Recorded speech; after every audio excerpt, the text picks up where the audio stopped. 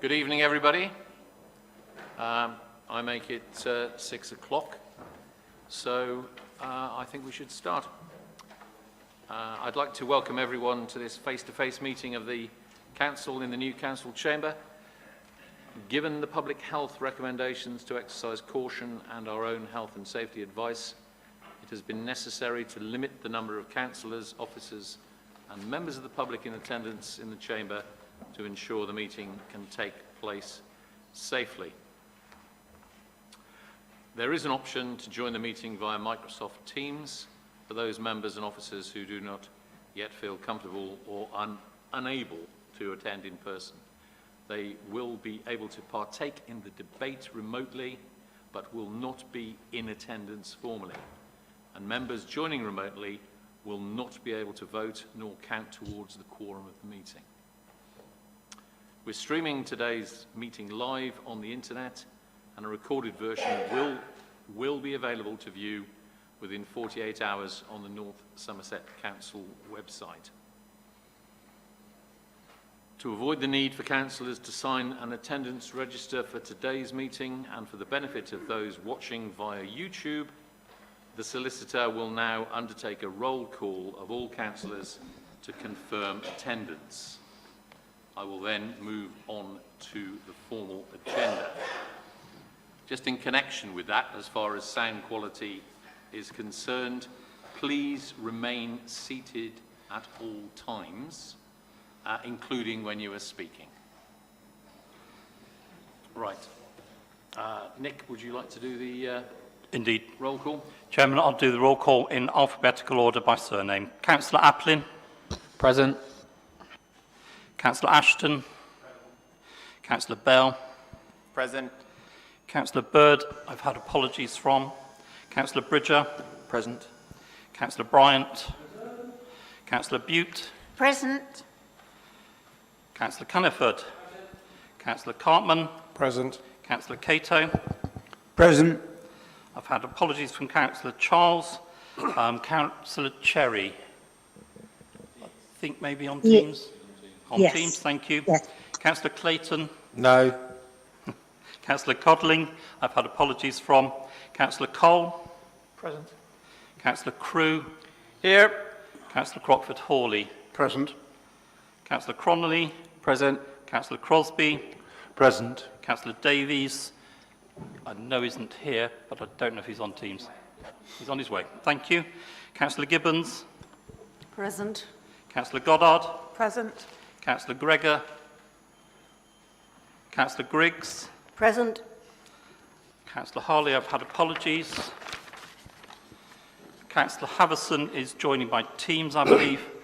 And Councillor Hearn also. Councillor Hitchins. He is here. He's just getting a coffee upstairs. Thank you. Councillor Hogg. Present. Councillor Holland. Present. I believe Councillor Jacobs is with us by Teams. Councillor James. Present. Present. Thank you. Councillor Keating. Present.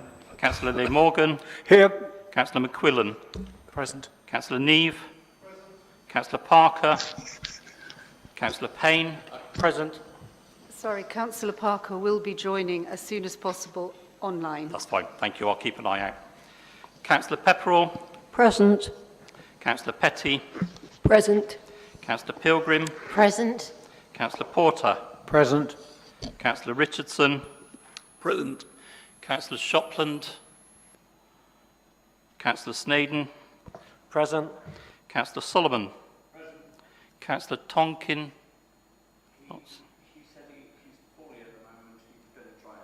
Thank you. I'll watch out on Teams. Councillor Tucker. Councillor Westwood. Present.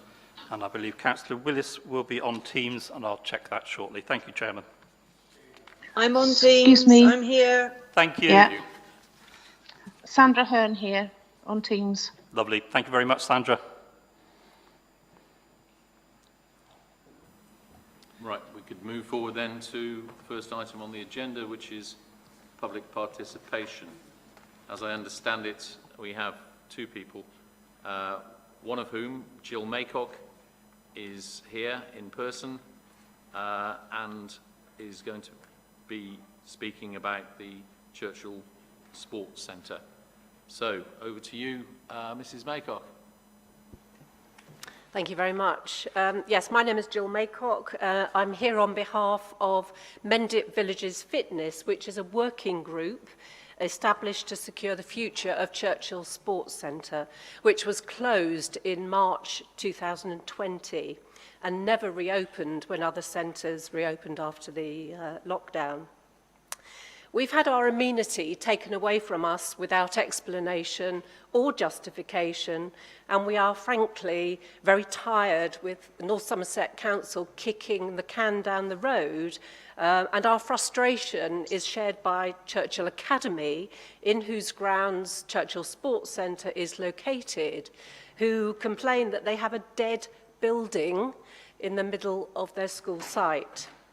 We have the support of all of the parish councils within the catchment: Churchill, Banwell, Congsbury, Rington, Winscombe and Sandford, and the support of the district councillors Patrick Keating, Karen Havison, Phil Neve, Steve Hogg, and also the MP John Penrose. When we began dialogue with North Somerset in October 2020, we were asked to demonstrate that the centre had the support of residents. At our own expense, we set up a survey to which 1,900 residents responded, and that's nearly double those responding to the recent Banwell bypass consultation. The results were, we believe, astonishing. Over 98% of those 1,900 people stated strong or very strong support for the sports centre, and over 97% felt that the swimming pool should be reopened and, if possible, upgraded. The results, including many detailed comments, were presented to the council officer in March. On several occasions since then, we've made the detailed and compelling case for the sports centre to be reopened, most recently in a letter to Joe Walker in early July, to which we've not even had a reply.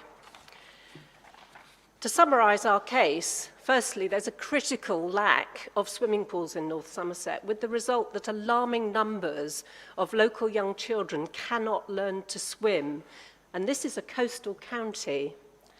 Secondly, there's been a huge increase in housing in the villages, corresponding with a loss of public amenities. Thirdly, there is a health and fitness crisis in the UK and North Somerset, a ticking time bomb for local health services. And fourthly, there is health inequality.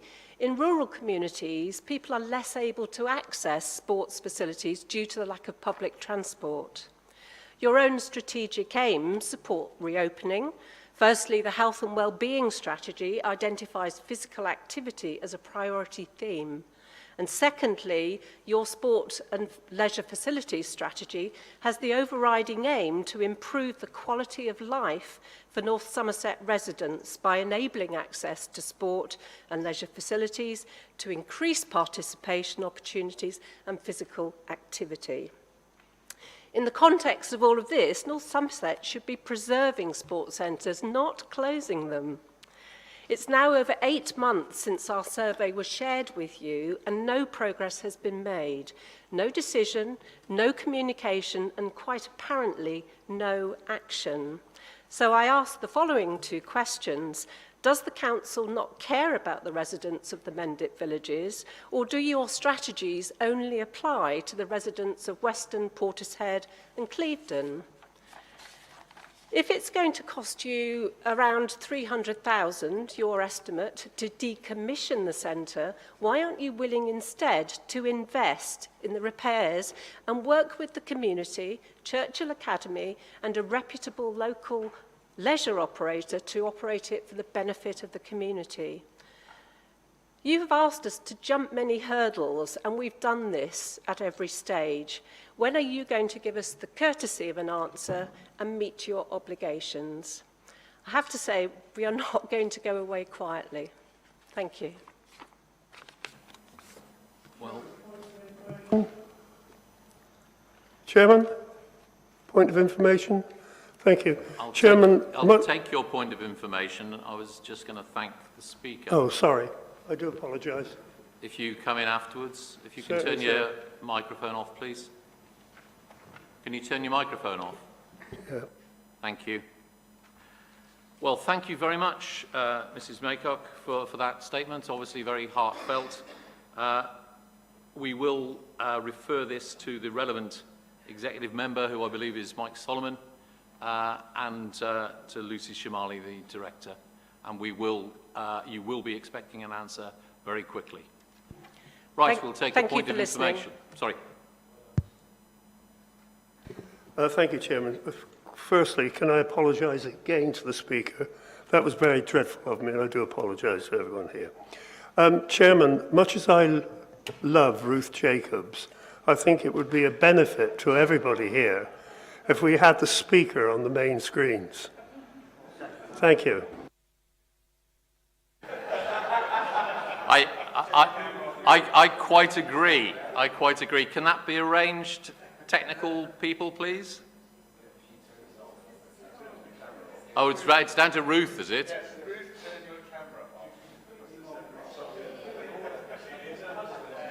If you can turn your camera off, please, Ruth.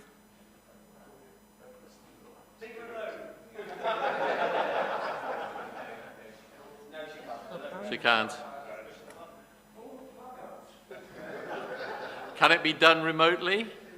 Don't worry, it's not that bad, Chairman. It's very attractive. Gone. Now we're up. Yeah, moving on. Okay, so the next speaker is not here in person.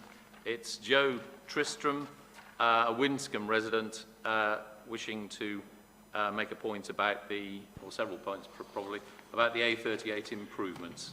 So that will be read out by our solicitor. Chairman, thank you. So Joe Tristram, a Winscombe resident, has submitted the following statement to Council under public participation. Speaking as a long-term resident of North Somerset and cyclist living in Winscombe, I am pleased to see that these proposals prioritise making our part of the A38 better for transport other than cars. And when it is for cars, it doesn't seek to provide more capacity or make the driving faster.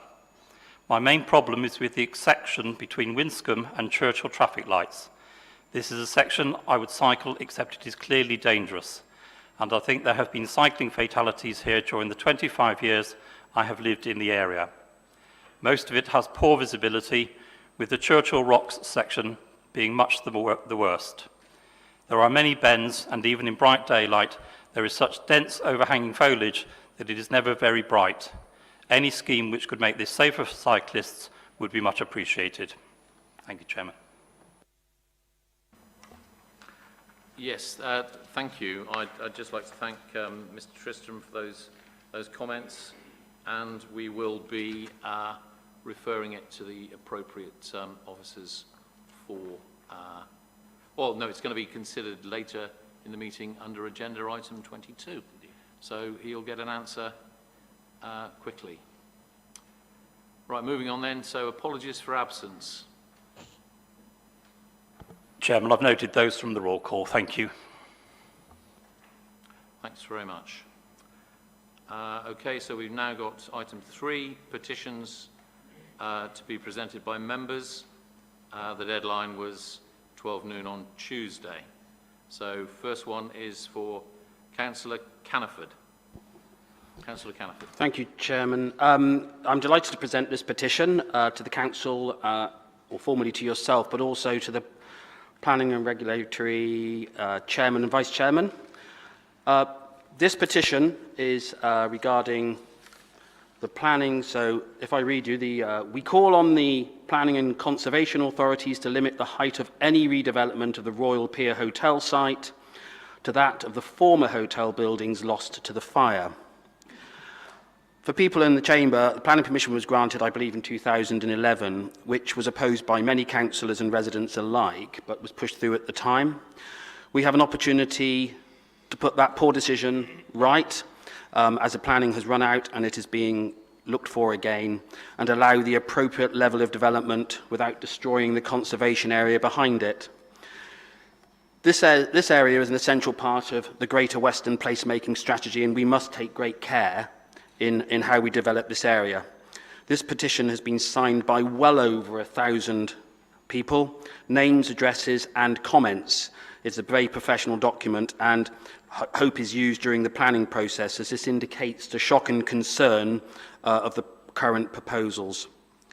I would also like to thank the Burnbeck Regeneration Group for the hard work and commitment they have put in to create this petition. If I can hand that for you, Chairman, to make sure it gets to the Chair and the planning officers. Thank you very much indeed, Councillor Caniford.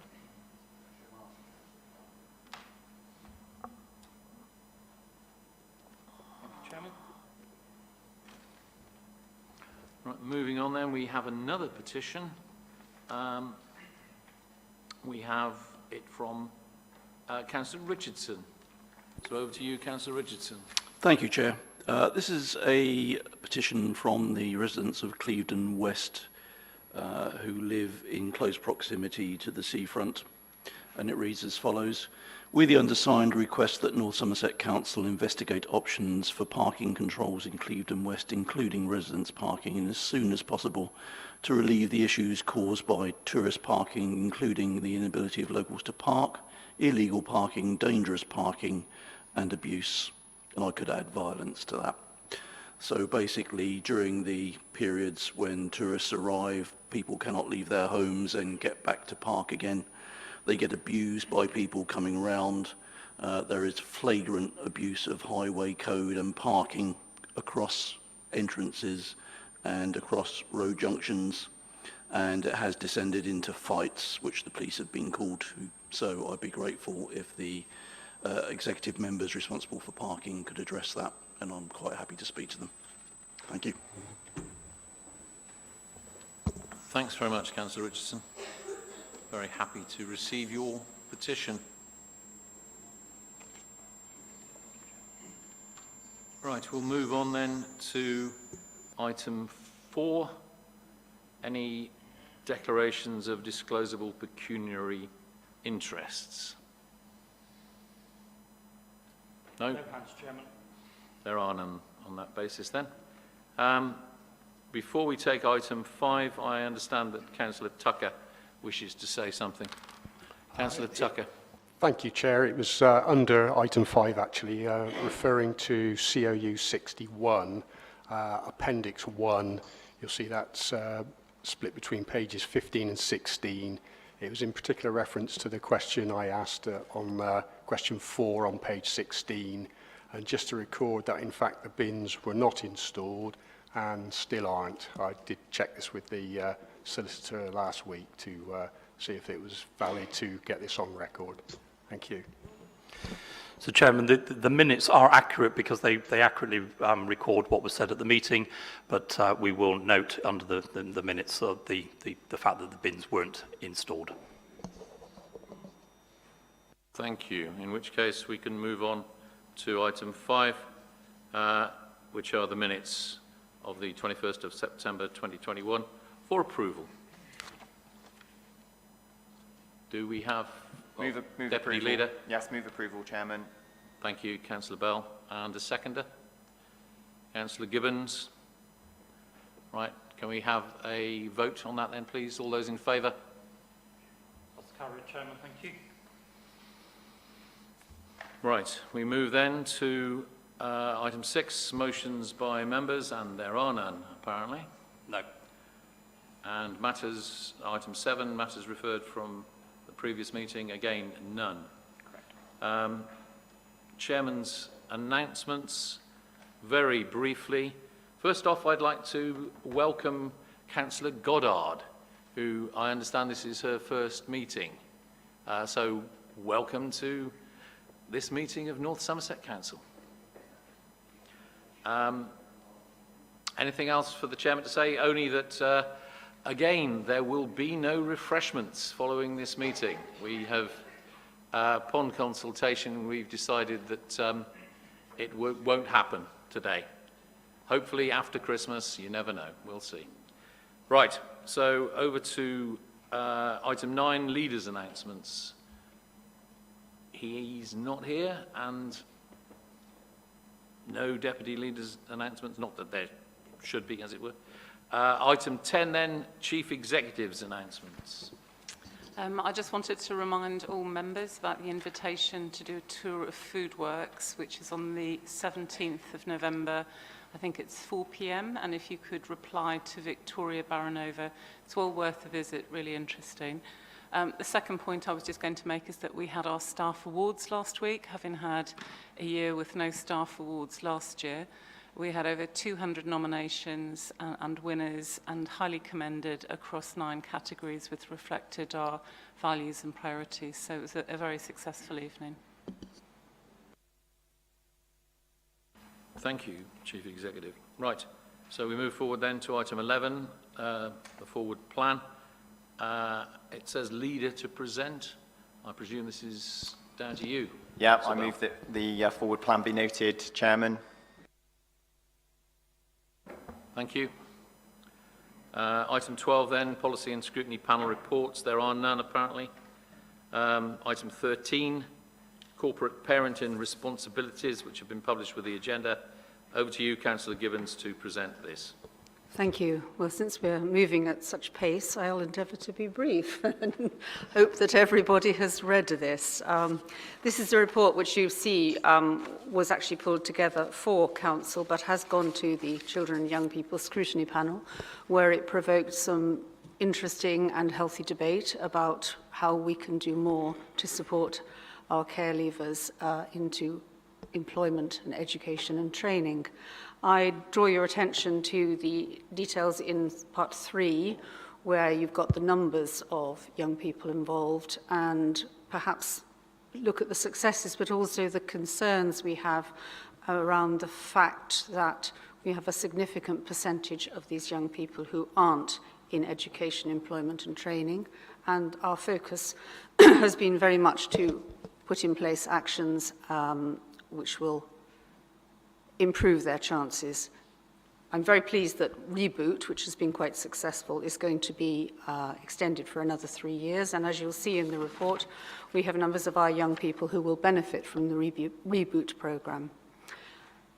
Last year, thankfully to my exec colleagues, we managed to find £20,000 in funding to aid young people getting into training. We haven't actually spent all that money yet, but we have a new head of corporate parenting who I'd like to take the opportunity to welcome at this meeting, and that's Paul Johnson. And he has some very good ideas on how we will be using that money in a creative way to support young people.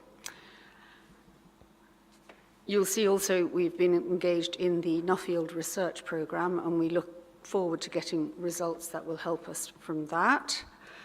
The other point I draw your attention to is the Bright Spots survey. Again, sadly, we have a higher level of care leavers reporting with disability or long-term illness than is the national average, and that's something that I think all of us as corporate parents should be thinking about and concerned about. And 20% of our care leavers report that they find it very difficult to get by financially, compared with 7% of their peers who are not care leavers. Again, a concern for all of us as parents. One or two other things, we have a staff training programme, which I hope to provide an update to the corporate parenting panel on. And of course, the tall ships, which will be something we'll all look forward to hearing about. And I should probably have asked for an update on that for this this meeting. Unfortunately, I didn't, so that's entirely my fault that I haven't got an update on that. But I will supply any information about that to members who are interested. As you see, we are continuing to push for apprenticeships and job vacancies across the community, but also within the council. And to that end, I am inviting my colleague Mark Caniford to attend the next corporate parenting panel that he can manage. He can't, unfortunately, come on the 16th, but I think it's very important that he is aware of some of the challenges our young people face, and we hope to be able to engage better with local businesses, large and small, to see how they can work with our young people and offer apprenticeships. And you'll see that we've got further actions that we want to push forward with to improve the performance within education employment and training for our care leavers in 3.5. I'm not going to read through everything because I'm absolutely certain you've read this report carefully through, and I'm happy to take any questions. I would just like to say before I finish that this was work, we did a lot of work on this with Carol Ann James, who was our assistant director for 16 months, and she has now moved on, and I think I would just like to go on record to thank her for all her hard work at North Somerset Council, and also to welcome our permanent assistant director, Becky Hopkins, with whom I had a meeting today, and I know that we will be doing some fantastic work together. So I'm happy to take any questions. Thank you, Councillor Gibbons. Are there any questions? We have one from Councillor Richardson. Councillor Richardson. Thank you, Chair. Just two things. Quickly, will we get the opportunity to contribute to a Christmas present for all our people this year? Thank you, Councillor Richardson. You certainly will. My email will be winging its way to your inboxes very soon. And a second one is, have we spoken to Hinkley Point about opportunities for apprenticeships and so forth, because they do provide those? Well, I haven't, but that's certainly something I'll take on board. If you have a contact there, I do, then I would indeed. welcome that. Thank Okay, you. thank you. Any further questions?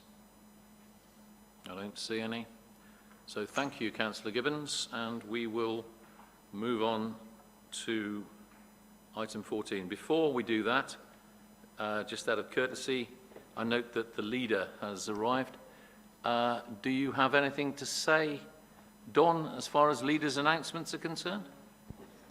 Other than welcome to everybody and apologies to those who couldn't join properly to vote because of the lack of action from government still. Good evening, everyone. Fine, that's a very interesting set of announcements. Good. On we go then to item 14, question time. So, we have, I understand it, some questions that have been notified, and by the looks of it, we've also got a question or two that hasn't. So, we've got Councillor Cato up first with two questions for Councillors Petty and Solomon. Over to you, Councillor Cato. Thank you very much, Chairman. I'm going to have one question instead of two, as it happens. The first question I'm going to deal with separately because it's quite a complicated issue we want to have a proper discussion on. So I'll leave that one alone. So the second question that I was planning was this one. In the light of COP26, and further to my points raised at the last council meeting on the 21st of September, and also my question raised in council on the 16th of June 2020 as question 3, I am interested to hear what progress has been made towards delivering actual metrics for life cycle carbon emissions in reports and projects brought to members that show that we are moving towards or away from our stated climate emission goals.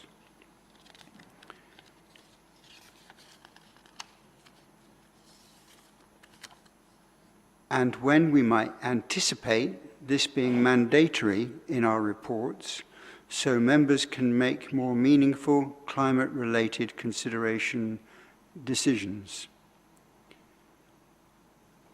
I would welcome an understanding about where we are. I do recognise that we've been making progress, but I also recognise that we are still not able to do that. Thank you. Right, so that's Councillor Petty, I believe. Yeah, thank you. Thank you very much, Councillor Cato, for the question and for your continued commitment on this subject. Because you did give me the question in advance, I was able to ask our officer to provide some information at this time, while also adding a little bit more around what's been taking place in this week and fortnight with regards to COP. So, officer advice informed me that estimating Sorry, I heard other talking, and I hope everybody's tuning in to this answer, because I did take the time to receive it. Estimating life cycle carbon emissions for some decisions are relatively simple to do. The purchase of a piece of equipment, for example. For others, we are needing to estimate the behavioural change as a result of our actions, and that is a much more difficult. All of our major projects work uses internationally recognised carbon accounting methodology to estimate emissions during building work and operation of the asset or infrastructure. This is detailed work which cannot always be undertaken until a piece of work is underway. So often, initial decisions need to be taken about whether or not to explore a building project in order to enable that detailed work to be done. I hope that's quite thorough. We are, however, exploring decision-making tools, such as the Cornwall Decision Wheel, as part of the Project Management Office, which is being set up at the moment. This will mean that emissions relating to projects can be estimated at an earlier stage and refined as the project progresses, rather than needing to wait until something is fairly well-defined and difficult to change. I've also taken the opportunity to speak to other councils and research with our officers whether other councils have a better grasp of recording and monitoring. And at this time, many councils across the country are struggling with that. Nobody has found the perfect method. So we just want to highlight that during this fortnight of COP, yes, we must demand that our central government makes big steps, but we haven't sat and waited for that.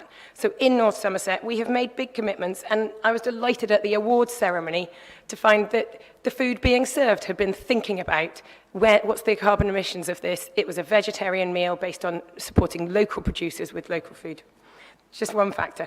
But I was delighted to hear of the success for the Community Renewal Fund, which Enabling Thriving Places will fund decarbonisation studies for 25 public buildings across our towns to prepare for net zero, as well as training for the facility management of the buildings to make reductions now. It is also paying for training the trainer in carbon literacy with community groups and engagement with our towns on home energy improvements. The Picture This artwork is up in the Sovereign Centre now. Please take the opportunity to go, because this is people from across North Somerset have made fantastic contributions, especially from young people, imagining a positive image of a carbon-neutral future in North Somerset. Following 2 weeks in Weston, it will then go on tour to our public buildings around North Somerset. So please check it out, and if you see it on social media, please share it. Within the council, over 100 people are now certified with as carbon literate, and another 100 in progress. Last week, there was an all-staff webinar with some really great questions and great engagement. So we are embedding change across our organisation. It will not be one person alone who fights climate change. It will be all of us who play our part. I'm delighted to hear that North Somerset has been selected to host Sea Monster next summer in Weston, bringing a decommissioned oil rig to land for the first time and reusing it and repurposing it as a showcase for renewable energy and a focus on weather and climate for all visitors to see. Thank you very much for the question, and thank you very much for the time you've provided. That was a full 5 minutes there from Councillor Petty in answer. Thank you, Councillor Petty. May I come back on that, please? I'm Chair? afraid not. If you wish to ask another question, Councillor Cato, can you please ask the second question? We do have other people, and we've only got 20 minutes for this. It's related to that. I just wanted to ask that it comes to scrutiny, that when we look at it, scrutiny or audit for governance, to look at the details of it. Thank you. Thank you, Chair. Are you going to ask your second question, Councillor Cato? You're not? Right. To Councillor James, I believe. Thank you very much. This is a question for Councillor Gibbons, but hopefully quite a welcome one. So myself and Councillor Cronley have been very keen on delivering intergenerational justice in our council's decision-making, improving youth engagement, enabling young people as their own advocates, and raising the voices of young people in the halls of Castlewood and Walliscott Grove. We made huge changes in the way we approached our local plan, with the communications team and the planning policy team really embracing the spirit of our work, and it'll be fantastic to turn this into sustained change throughout the council. I know that Mayor Dan Norris was able to bring together sort of a parliament of young people within the west of England to sort of improve the way that we embrace young people's decisions in response to COP26. And I know this is something you've been really keen on. So what, in a year since sort of we said we might try and create sort of a young parliament or youth council, what sort of step, or improve the way we consult young people, what steps have we taken, what will we take, and will we see some sort of progress on this sometime soon? Thank you.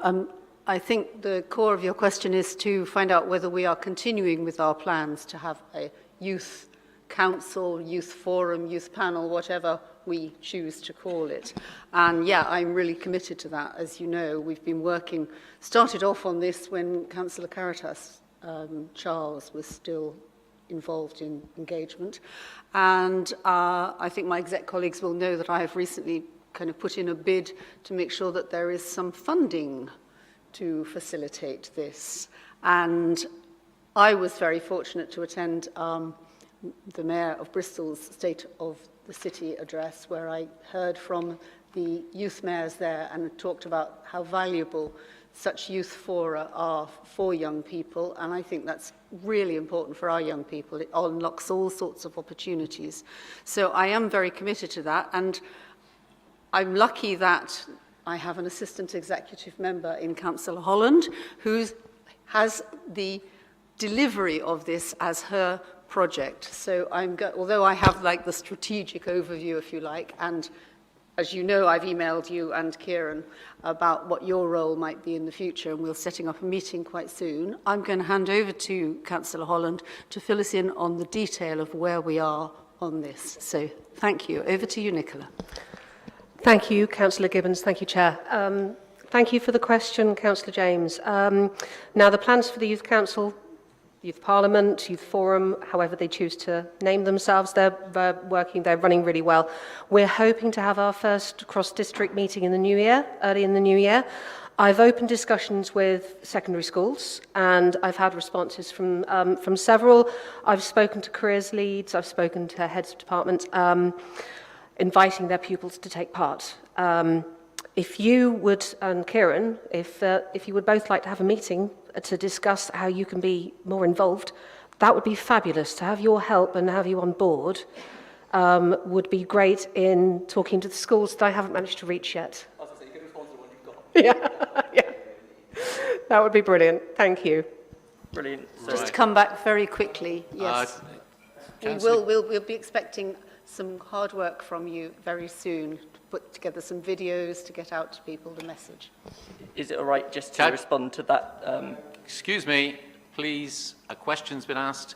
You've had two quite straightforward answers. No, this is a supplementary, I'm afraid, Chair. So it's just to say that to date, Councillor Connolly and I haven't really been briefed at all on this, so we really welcome that commitment. We're very happy to do the work for you.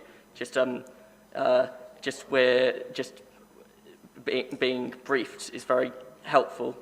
Having any meetings is very helpful, and we're looking forward to moving on that. Thank you, Councillor James. I'm sure that you can arrange things amongst yourselves. There's no need to do it at this meeting. Right, so on we go then to another question from Councillor Keating. Thank you, Chair, and I'll be quite brief and succinct, but following the quite passionate public speaking earlier from Mrs Maycock, I wonder if Councillor Solomon is able to give us an update on progress around Churchill Sports Centre. Councillor Solomon. Thank you, Councillor Keating. Yes, it was an impassioned speech, and a couple of inaccuracies in as much as I think it's unfair to say there's been no communication, because there has been constant communication. Obviously, we are struggling to find money for this project, but we're still looking into things. We haven't ruled anything out. The only thing that we have really ruled out is a company that's being set up by residents or part of the parish within Churchill. There doesn't seem to be any real appetite for that. So we're looking at the other options, and I will come back very quickly. We've got meetings set up in the next couple of weeks, and I will come back very quickly with an answer to this one. That seems to be satisfactory all round. I believe we have a final question from Councillor Neve. Thank you, Chair. This is for Councillor Payne. I'm referring to comments made following the Climate Emergency Progress Update report at last month's meeting. Councillor Cartman stated that, and I quote, tough decisions will need to be taken on what key services to cut if resources were to be redirected to the climate emergency. My question is whether the Executive have considered the option of workplace parking levy as a means to discourage private car use and raise additional revenue that could help pay for active travel and EV charging points, public transport, etc. The Nottingham experience, launched in 2012, has shown considerable benefits across the board: reduction in traffic congestion, increased use of public transport. They've raised a lot of money which they've spent on electric buses and cycleways. Carbon reductions have been made, and businesses have not been negatively affected. Quite the opposite, they've been positively affected. So my question is, as I say, have the Executive considered this? And if so, could we have a report and possibly at a date sometime soon? Thank you. Councillor Payne. Yeah, thank you, Councillor Neve, and thank you for letting me have some of that in advance. Active travel, public transport and EV infrastructure are all absolutely our priorities for this council. Any surplus generated from parking schemes and parking charges can only be used for highways and transport improvements. So they're exactly the sort of things that it should be funding. I'm quite keen, for example, that any new parking schemes which we introduce include EV charging points, and that's what we will be doing going forward. As for the workplace parking levy, we can look at this alongside complementary measures and charging arrangements. I wouldn't want to introduce it in isolation because, for example, we don't want to push people from parking at works car parks into just parking in roads nearby. That wouldn't benefit anybody. But we can look at this this levy as part of the long-term parking strategy, which is going to cover the next 10 years and which will be coming to council sometime next year, I guess. As far as I know, the Executive haven't looked at these levies previously, in answer to your specific question, but I'm totally open to considering them alongside the full range of options that we would have within the parking strategy.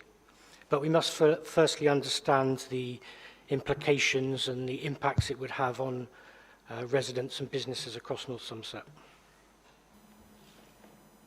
Thank you.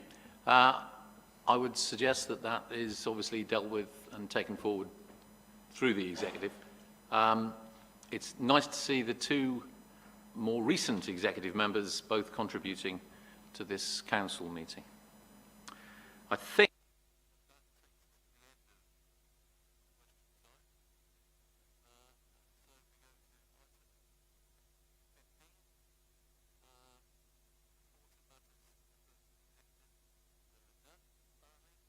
They've gone off.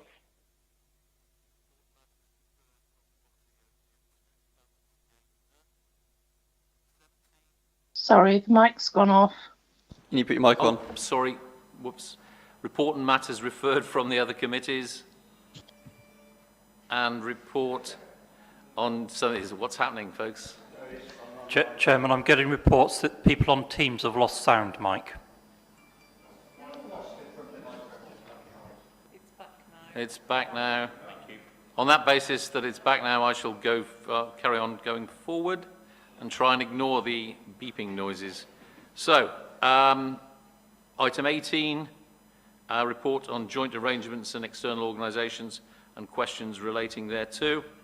As far as I'm aware, there's just the one from myself on the Avon and Somerset Police and Crime Panel, which was published with the agenda, which I present. As I understand it, there may well be a question or a comment from one of our councillors. Councillor Holland. Thank you, Chair.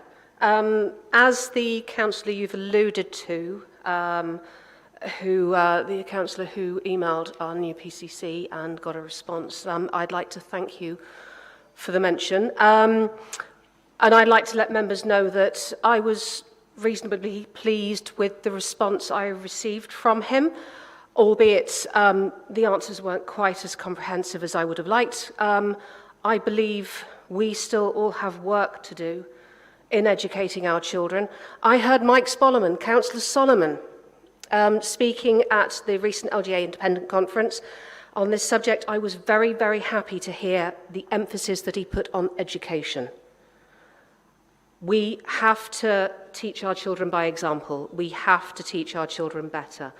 With crimes against women and girls on the increase, we have to teach them better. I would welcome a discussion on these issues with my fellow female councillors if they would be amenable.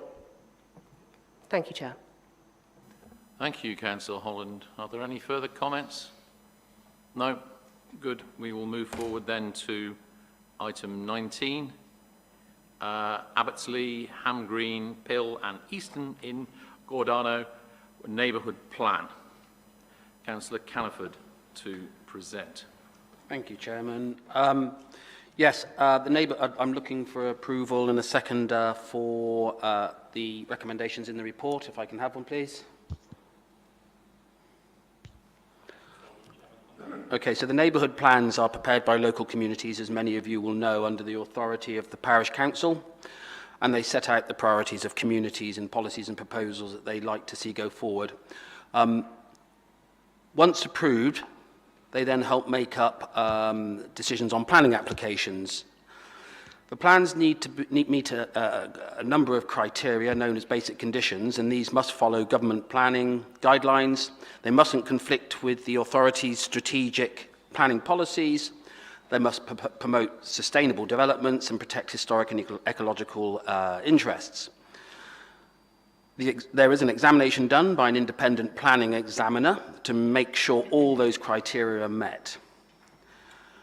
Then the final modified plan, if need modifying, normally do, is put to a referendum of the local area, which are seeking to get at least 51% of the vote. If met, it then becomes part of the core strategy and development management plan and site allocation plan. On the 23rd of June, this neighbourhood plan was put to referendum and they achieved an 81% vote in favour. So now I am asking for support to proceed and formally adopt, or what they call make the plan and adopt it as policy for this council. Are there any comments, points to be made? No? No amendments, quite obviously, so we can, I think, move to a vote. All those in favour of Councillor Canniford's proposal? That's carried, Chairman. Thank you.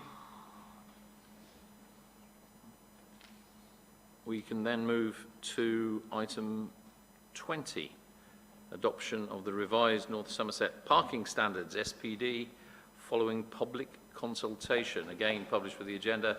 And again, Councillor Canniford to present. Again, looking for a seconder for the recommendations. Do we have a seconder? Councillor Solomon? Or Councillor Davis over there. The parking SPD, I'll call it SPD, I think everybody knows it's parking standards. We are introducing some changes to the current parking policies, and I think many members in this chamber will be really pleased to see what is being introduced here. Electric vehicle charging infrastructure is one of the items which I think is really positive in this policy.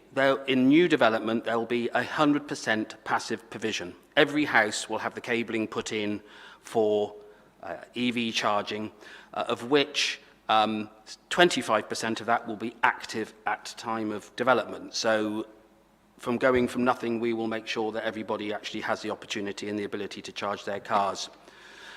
We shall also introduce the principle of car sharing and club schemes where it is appropriate and can be considered within the development.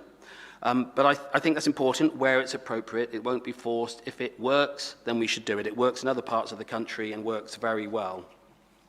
There are some really, really good positives about this new policies. Increasing the number of cycle spaces, increasing the size of parking spaces, which is something most of us have grumbled about over the years. Stopping the use of garages to be taken into account for part of the parking provision, and also the spaces at the rear of buildings which clearly don't get used. And in terms of the parking needs assessment, this will also set out a more accurate provision for parking. I think it would be fair to say that if we had had this parking needs assessment in place when the developments in parts of our district took place, as in Locking Castle and in the Marine in Portishead, we wouldn't have the parking issues that we are suffering from today in those areas. So I think this is a policy that we should adopt. I think it listens and deals with all those problems that many of us have grumbled about over the years, and gives us an opportunity to make sure the right parking is in the right places at the right time. This parking needs assessment has been adopted by local authorities in the southwest with great success, so I'm looking for support on this. I know we have James with us today if there are any questions or further questions about the policies, but also I think it's important to realise that this has been worked up through scrutiny. It also has the opportunity to deal with those problems we've been suffering from, and it will also allow us to make sure that difficult sites in our brownfield sites and development sites get the opportunity to have the right amount of parking and therefore the right amount of development. So open to any questions, Chairman. Thank you. Are there questions?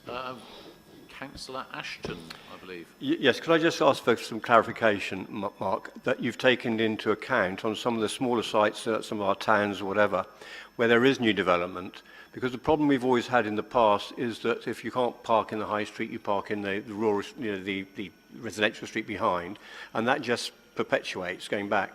And there doesn't seem to be any specific recognition of visitors, shoppers, shop workers. Somebody mentioned Clevedon earlier. The problem we had there was, of course, that we have flats above the shops, so the streets were always full with people who either lived there or were working there, and so there was nowhere for actually shoppers to go. And so have you taken that into account? Because that really is a problem. You mentioned Portishead, and I think that's probably a bit of a dig, but can I just point out that the parking standards in the Portishead new developments were set by the Liberal Democrat administration at 0.75 for a two-bed dwelling, which was never going to work, was it? And we've suffered ever since. But you're right, to learn from that, we have to take into account that we're attracting people back to our shops, but at the same time reducing the places that they can park. And as I say, there'll be shoppers, there'll be people who live there, and there will be people who work in the shops. So I'm just questioning the numbers you've come up with. Yeah, no dig intended, but let's just remember that this is a Conservative policy from 2013, so you should have changed it then, really. If you felt it was wrong, clearly you didn't. No. I'm sorry, you can't get away with that. The you come back in a minute. The policy was given and planning permission given. You can't then change it. So, in terms of spaces, you're quite right, will be more relevant, because currently in the middle of brownfield sites, some people don't use spaces because a lot of people now who live in the middle of towns might not even have a car, so they've got spaces sitting empty. I'll give you an example of an area in my ward, Knightstone House, which has mainly all the parking spaces empty because they had to build spaces, but they're not getting used. So yes, we need, where appropriate, and that is the important bit, where appropriate, you have less spaces per dwelling, but more spaces for visitors, so those visitors can find spaces if they're with someone else's dwelling. So yes, that has most certainly been taken into account, and I will confirm with officers to make sure those points are well taken. Thank you, Councillor Canifer. Just to say that as far as there not being parking spaces for residents, what's come out as for, within Clevedon, as I understand it, for the scheme that's due to be implemented there, is that there is a lot of differential usage dependent upon time of day as far as the parking spaces are concerned. And we are looking, or the council is looking, to retain overall roughly the same number of parking spaces. Can I come back to that point? The problem is, if people's work patterns change, where spaces were available during the day because people had driven to work, and therefore there were spaces for tourists or shoppers, actually with more people working from home, there won't be so many spaces, and we need to account for that because we still want people to come into our towns to shop. I think we're probably talking to the same point, Councillor Ashton.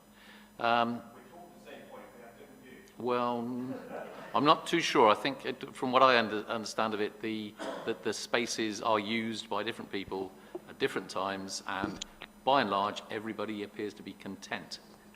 Just for information, Chairman, the sites have been tested by officers across the district to actually look at those issues at different times of the day. So, again, if you want further information, Councillor Ashton, I can make sure you got that. Good. Okay. So, any further points? Oh, sorry, Councillor McQuillan.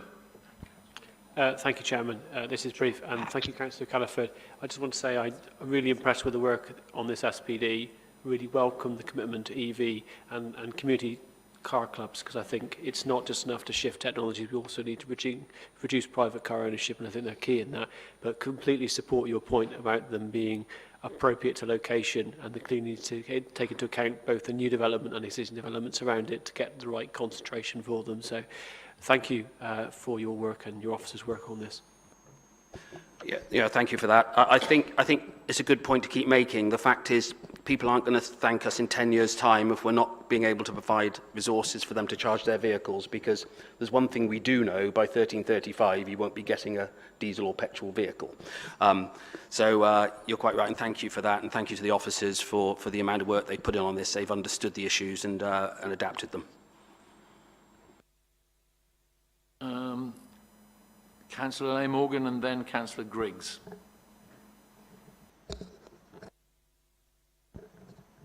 Thank you, Chairman.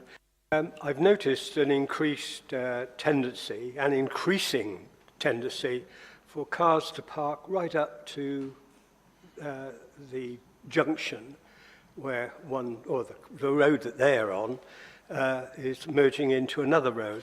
It means that anyone subsequently coming along has to position themselves at least one car width out from the curb, so they're in the middle of the road.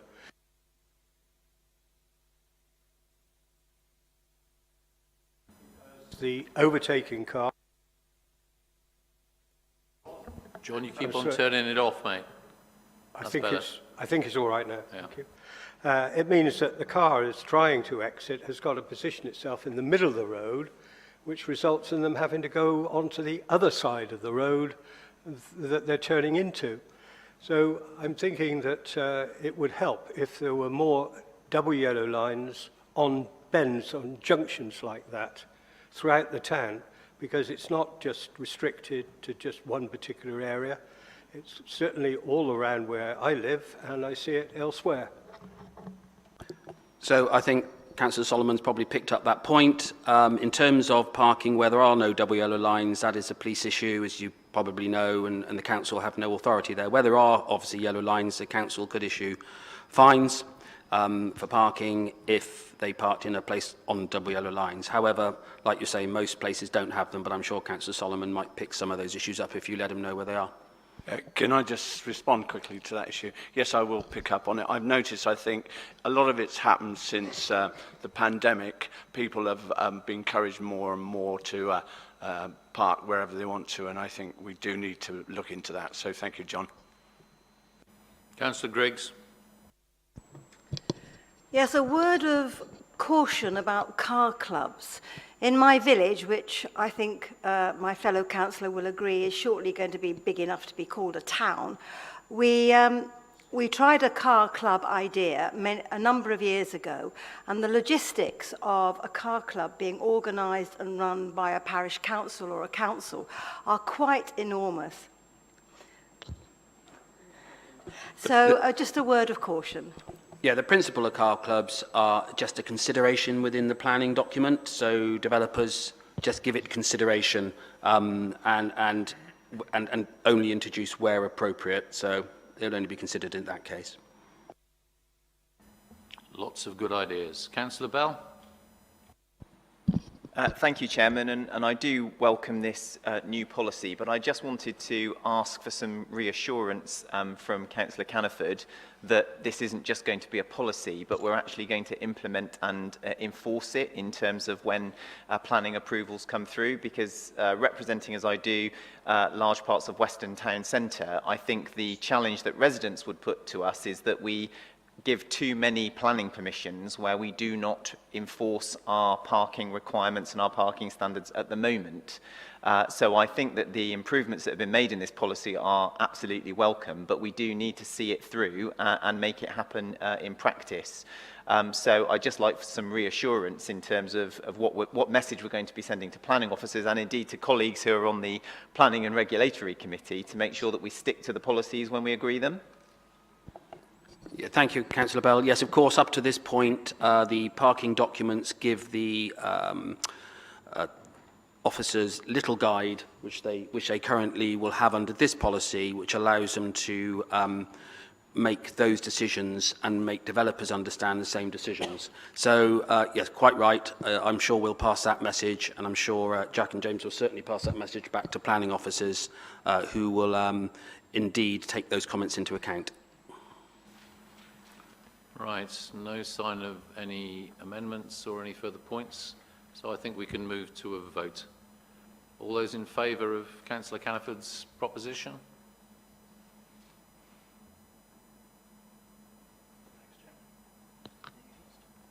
Are there any against?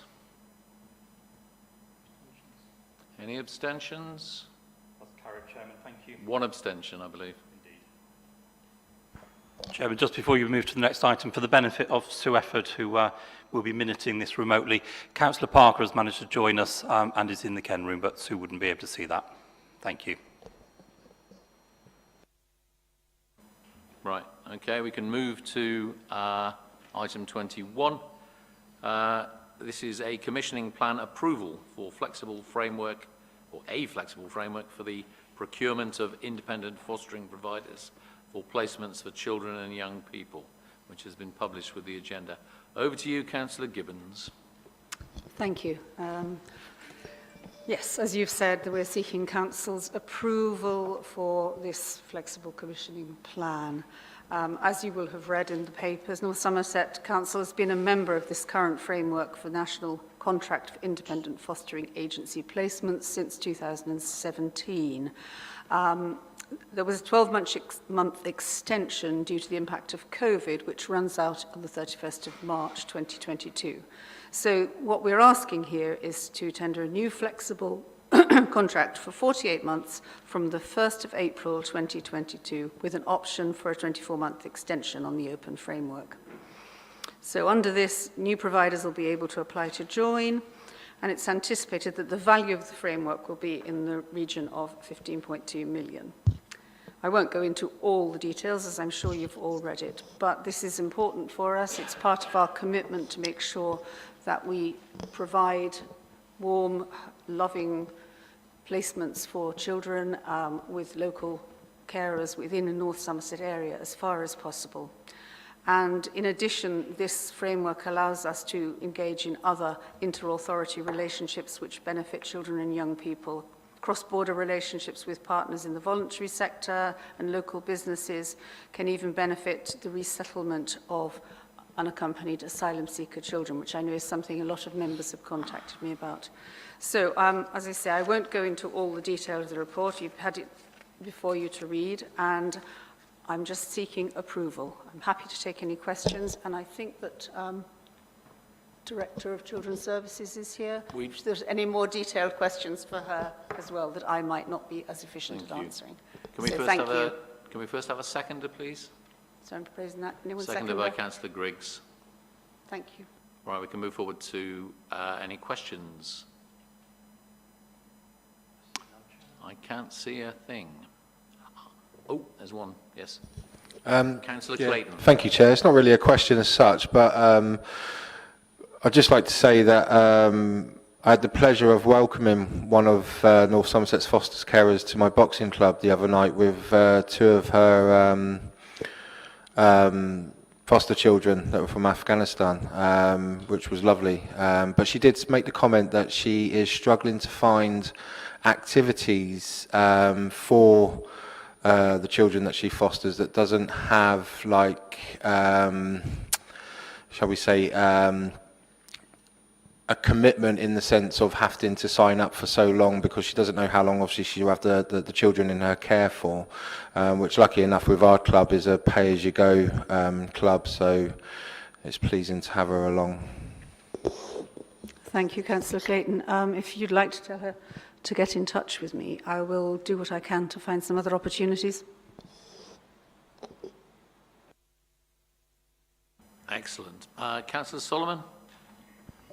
Yes, just to remind Councillor Gibbon that Puxton Park and the Pier both very generously in the past said that they would work together with you to put some temporary memberships together at no cost. So that's something maybe we want to pick up on again.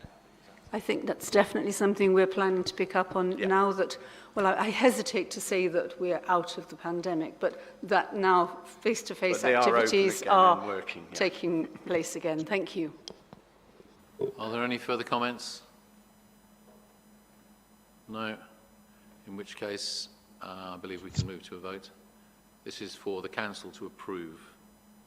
So all those in favour? That's clearly carried, Chairman. Thank you. And it's, I think, clearly unanimous.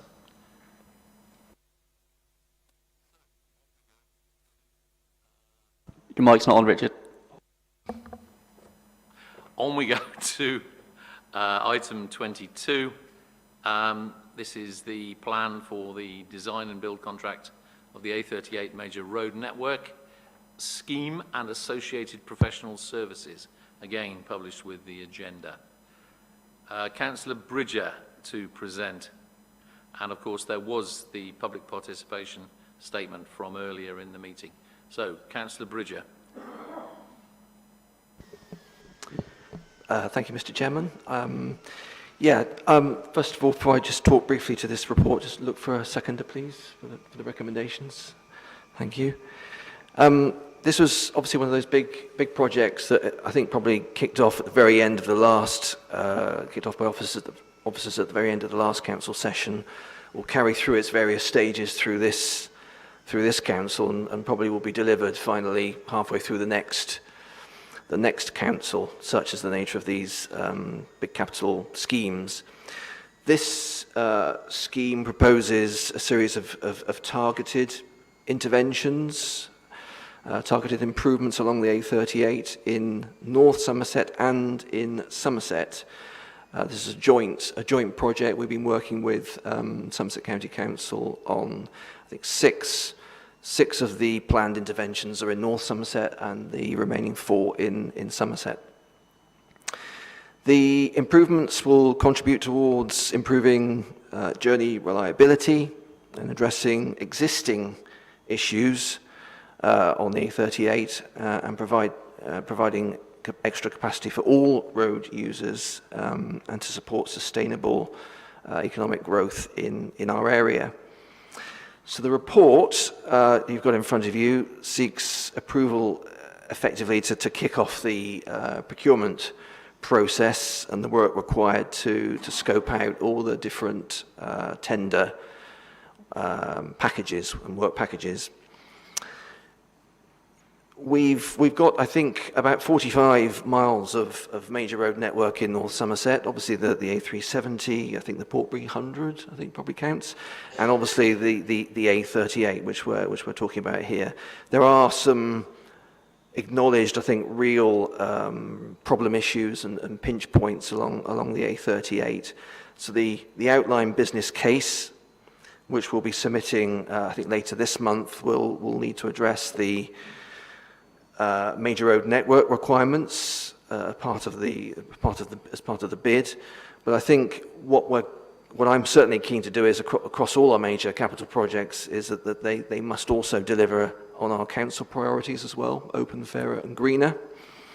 So I think it's fair to say it's a sort of cause of frustration to many of us that obviously a lot of the capital funding within the public sectors is kind of largely driven by national priorities and timescales. So that can be a frustration.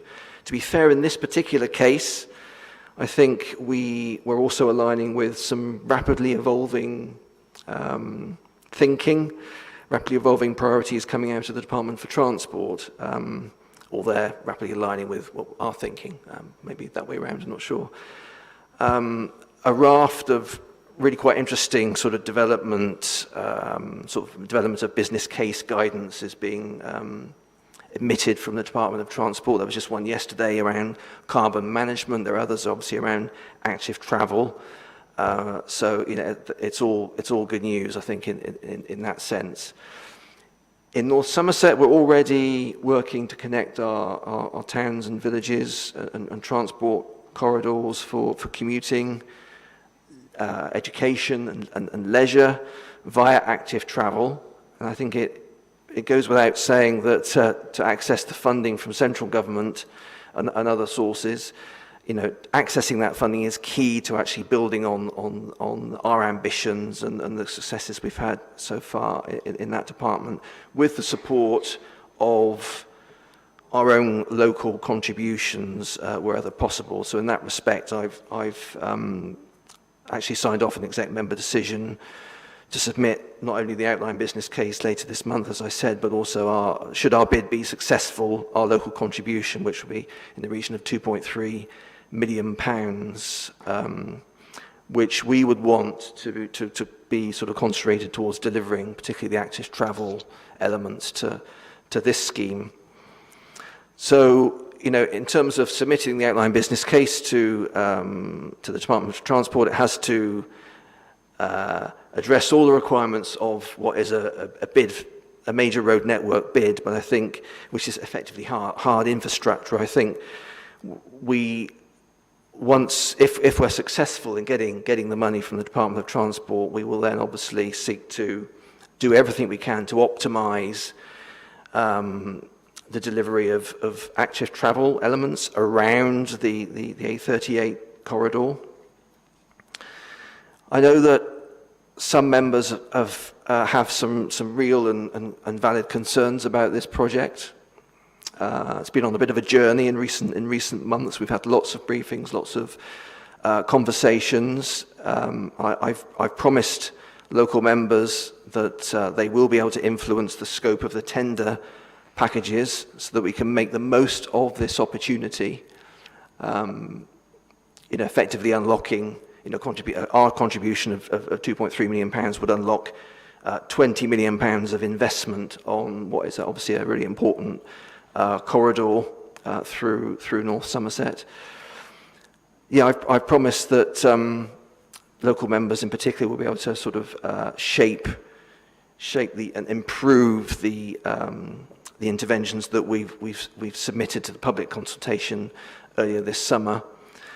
I should stress that should we be successful with the outline business case and secure the financing, the full business case won't actually be submitted to Department for Transport until 2023. So there's some time, I think, to get this absolutely how we want it. But I think there's a recognition that how the tender or how the tender documents are framed will influence the eventual outcomes for the project. So I absolutely recognise that. So I think that's probably all I wanted to say at this stage, but happy to answer questions and move the recommendations in the report. Thank you, Chair. Thanks, Councillor Ridger.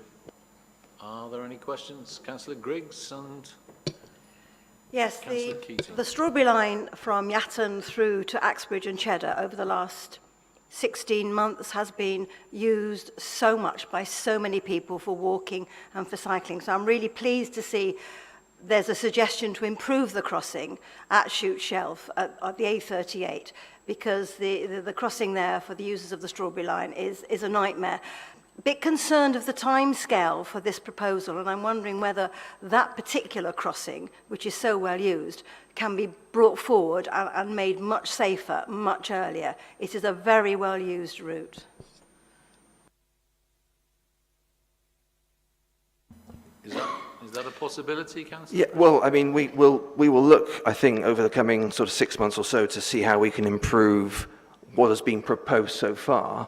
But I think this scheme potentially can, I think what's important to members, what's certainly important to me, is to get some visibility of how this particular scheme and the active travel elements, and I think at least 4 of the 6 interventions within North Somerset are effectively active travel interventions.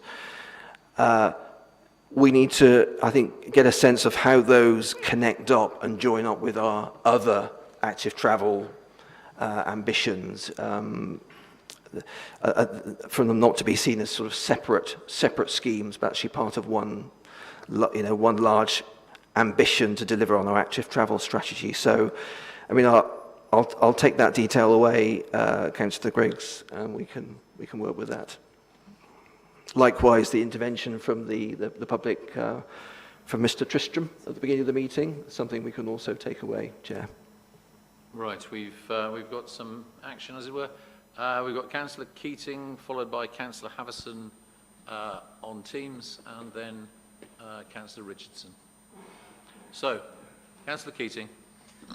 Thanks. Just a couple of points of clarification, if I may. Firstly, as a Churchill Ward member, I think there's a lot of positive potential with the project, reducing congestion through the village. But we have a couple of major schemes now that are going to impact on Churchill, this scheme and the Banwell bypass scheme. So I wonder if there's been any thought given into how the 2 pieces of work will be coordinated or joined up so that work that's done on the bypass to improve active travel and safety within Churchill joins up with this work on the A38, because I worry two big projects working at cross purposes could lead to some challenges or lost opportunities. And then the other point is that whilst there is benefit in reducing congestion on the A38, a lot of the residents' concerns in my local area around some of the subsidiary roads feeding into the A38, so Ladymead Lane. So is there any scope within this project or other work to address improving flow of traffic and safety on some of those connecting routes to the A38 as well as the main road itself? Thank you, Councillor Keating. I don't think there would be scope within this particular project, within this particular bid itself, to go too far outside of the A38 itself. That wouldn't get support, I don't think, from the Department of Transport. I know that officers have engaged with the Active and Sustainable Transport travel team and will continue to do so. Likewise with Colin Meadas, who's been leading on the bus services improvement plan work. That's also, obviously they've all been talking to each other, be pleased to know. I think your point speaks to, I think, the point I was making in my last comment, which, this all needs to be joined up. And so, absolutely that is the case. And I know that officers are absolutely, mindful of that, and that is happening behind the scenes, but, I will make sure that is the case and is carried forward. Right, thanks very much. Councillor Richardson and then, Councillor Havison. Are you there? Thank you very much. Can you hear me? Yes. Yeah. Can you hear me? Yes. Okay. Thank you very much, Councillor Bridge. I really welcome the feelings and the emphasis on active travel that you've highlighted. However, I must confess that some aspects or some elements of this project still make me feel quite uneasy, because improving or speeding up roads does not sit well with our climate emergency declaration. I'm probably preaching to the converted, but we all know that the carbon footprint of transport has been the hardest to tackle so far. But but I feel very strongly that we need a change in emphasis towards even more prioritizing of the active traveller, in this case of cycling. I'd like to ask what proportion of the application for funds has been allocated to improve the situation for cars, and what proportion of our application is for cycling or for public transport. Hopefully, future transport will be largely electrified, both for cars as well as bicycles, which means that hills are no longer a big disincentive to cycling. But sharing a road with fast, heavy traffic is, because it is extremely dangerous. It is the biggest disincentive to cycling on roads such as the A38. And we saw during lockdown how big the suppressed demand for cycling really is, which when this threat had been removed. This project has some elements going in the right direction, such as the 100 yards or so in Sidcot or a section in Langford. But in my humble opinion, this is not nearly ambitious enough. Small improvements such as these will not get people out of their cars. I'm particularly familiar with a section between Chute Shelf and Churchill. Here the A38 links villages with two big secondary schools where pupils commute in both directions. There is also a big employer in Langford, the VEC School, with over 400 students and over 400 employees. Most of these living in adjoining villages such as Rington, Congsbury, Shipham, Sidcot, as well as some parts of Winscombe close to the A38. Most fit and healthy and keen to cycle to work for health as well as environmental reasons. So this would be cycling for commuting, not for leisure. I can vouch for that because I was one of them. But there is not a single safe cycle route currently for any of these. So I'm hoping that this scheme will give us a chance to create a decent continuous cycle route between the villages, or at the very least deal with some of the most dangerous uphill sections, such as Churchill Rocks, which I believe our public speaker alluded to. There's a section in Star, which is really dangerous, up Chute Shelf, and in Sidcot. I've been approached by several of these frustrated and concerned cyclists, and I believe some have contacted us directly.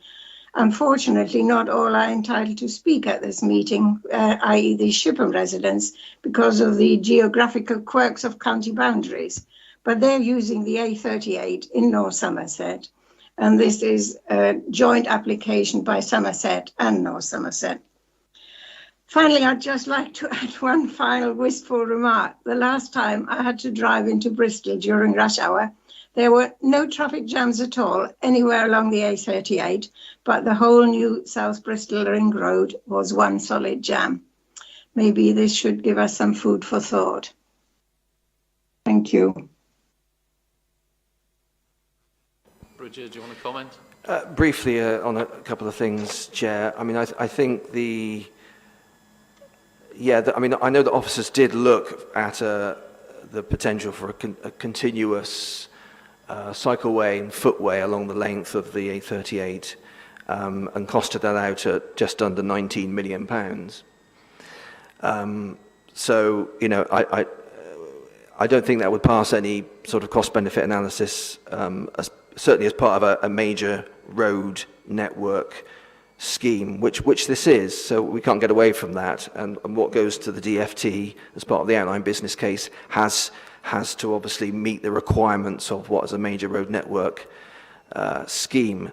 That is not to say, as I said earlier, that we will not seek every opportunity to optimise through this scheme the potential to deliver on our other strategies, or particularly active travel. So, you know, let's continue the engagement. I welcome continued engagement with particularly local members whose wards are particularly affected by, you know, whether A38 goes through their wards. But I think a continuous cycleway is out of bounds for this particular project in terms of the bid to the Department for Transport.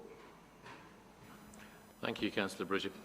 So we have Councillor Richardson, and then Petty, and then Gibbons. Thanks, Chair. I'll be brief. Basically, I appreciate this is a bit of a heritage project, But I'd like to see in future that the carbon accounting for each of these projects is given an equal footing to the financial accounting. And we need to do that. I have no idea from reading this report what the impact is going to be on the environment. The other thing I'd say about this report, I've got no idea what the measurable benefits are either. There is nothing, and there are some vague benefits which are put in here, which may be true or not. I don't know how we're going to measure them to see whether we actually, when we've done this project, whether those have actually been achieved. Finally, I think in our area, certainly, some of the larger developments are going to be around and facilitating access past and into the airport.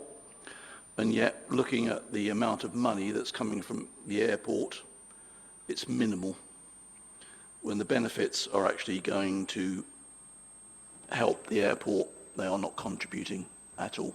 Thank you. It's beyond our remit, I believe. But Councillor Bridger. I just want to note those comments, really, Chair, from Councillor Richardson.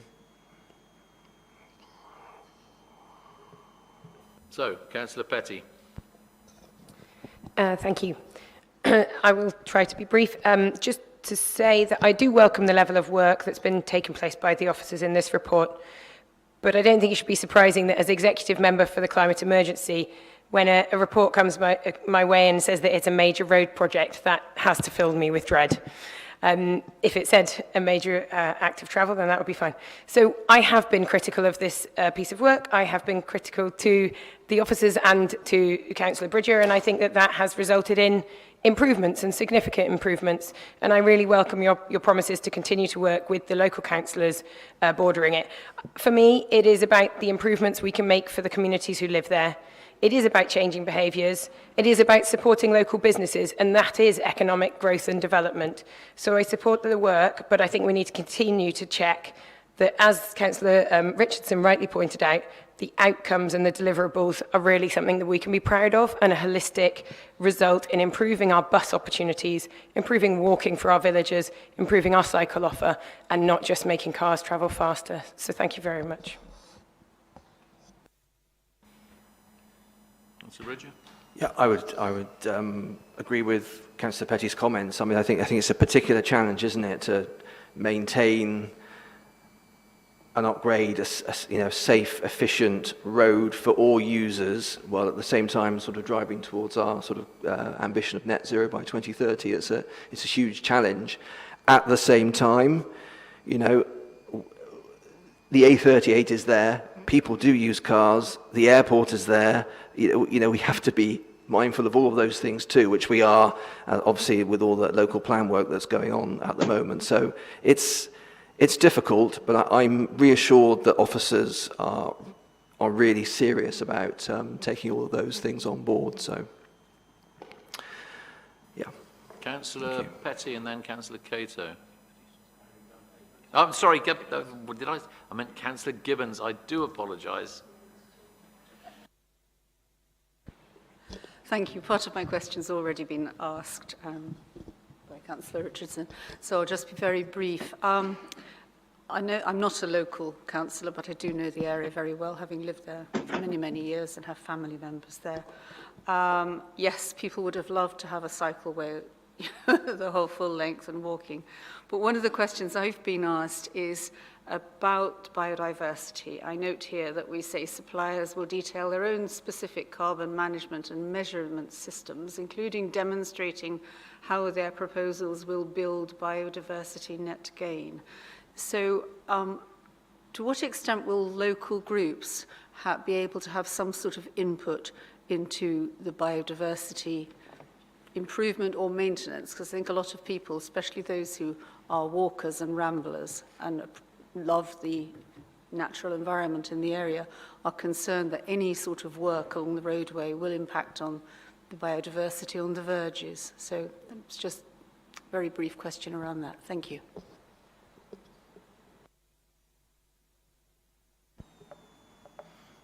It's hard for me to answer that, Chair, other than to take it away. I think we also need to look at the A38 as not just a piece of hard infrastructure, but as an ecological corridor as well, potentially. So, or much more than it is at the moment. I'll take that away, Catherine.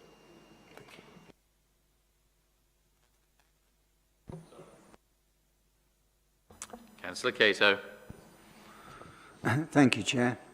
I'd just like to pick up on the point that Councillor Richardson made about the carbon accounting and so on, and picking up on the question I put to Councillor Petty earlier on. I wonder if Councillor Petty and Councillor Bridger might like to look at this and figure out how he might be able to look at the life cycle carbon accounting, you know, what it is in the construction, what it is in the use, and what it is in the destruction at some point, because everything has a life cycle. Thank you.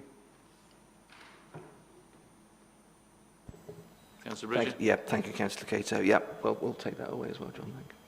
Thank you. Before we move to a vote, I did find it, when I came down here about 15 years ago, odd that most of the northwest of the district has the M5 and B roads. Maybe that's a blessing in disguise as far as potentiality for some of the things that have been suggested tonight are concerned. Anyway, shall we move to a vote? All those in favour of Councillor Bridger's proposal? Clearly carried, Chairman. Thank you. Again, I think that's unanimously.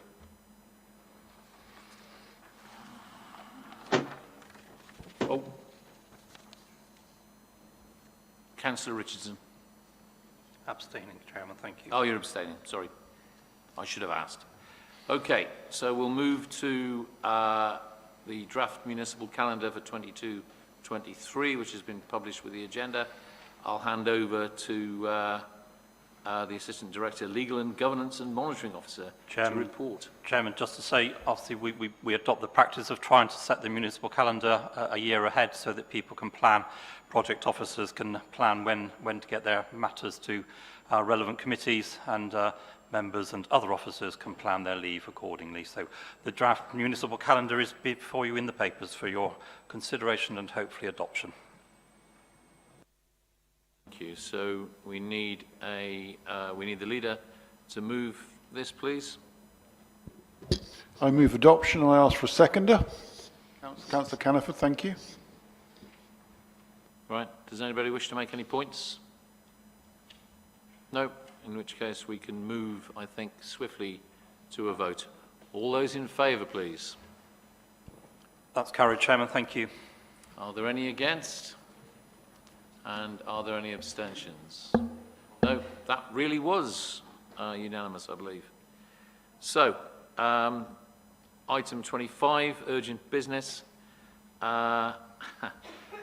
Yes, just to say that there is no urgent business, and we are now going to move into a motion for exclusion of the press and public as far as item 24 is concerned.